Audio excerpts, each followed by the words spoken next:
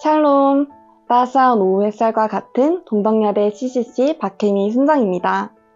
이번 달이 정말 빠르게 지나가고 있는 것 같은데요. 곧 다가올 시험들로 인해 여러분의 마음이 어렵다면 모든 부분을 하나님께 맡겨드리며 말씀과 기도로 풍성해지는 나날을 보내시기를 바랍니다.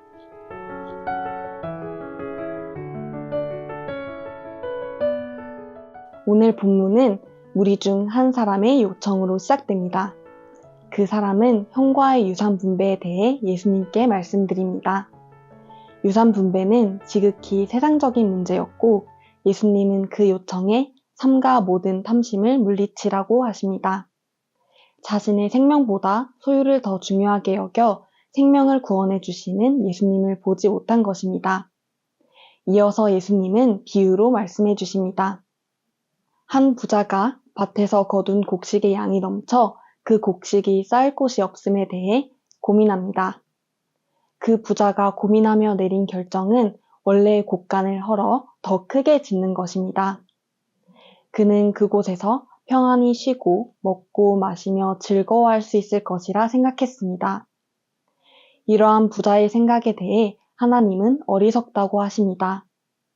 그가 아무리 곡간을 크게 짓는다고 해도 그가 죽으면 아무 소용이 없기 때문입니다.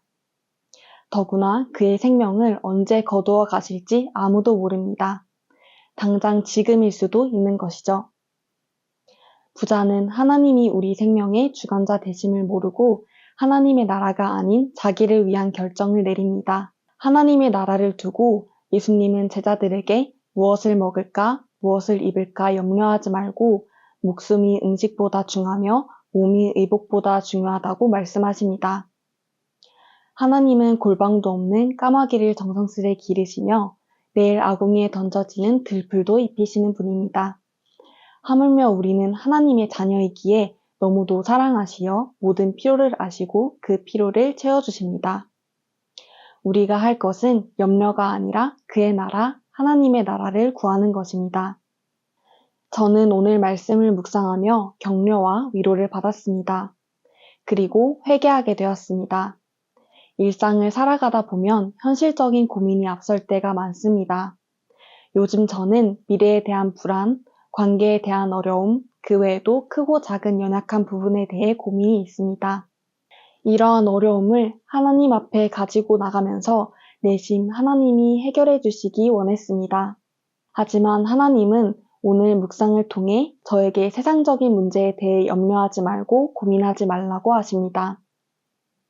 이 세상에 살아가며 얼마나 넉넉히 소유하는가, 얼마나 멋지게 살아가는지가 중요한 것이 아니라 하나님의 나라를 먼저 구해야 하는 것을 다시금 기억하게 해주셨습니다.